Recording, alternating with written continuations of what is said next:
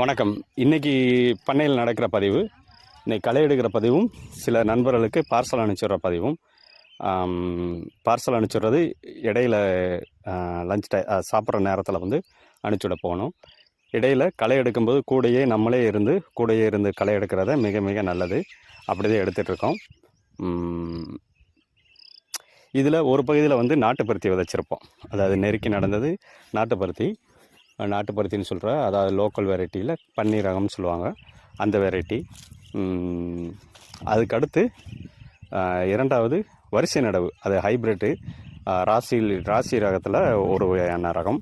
அந்த ரகம் செடி நன்றாக வளர்ந்த பிறகு அந்த ரகத்தோட ஃபோட்டோவோட இணைச்சி விடுறேன். நல்லா பெருசாக காய் வரும். அந்த ரகம் ஏற்கனவே 3 வருஷத்துக்கு முன்னாடி வச்சுருந்தோம், நல்ல மகசூல் கிடச்சது. அதே தான் பண்ணியிருக்கோம்.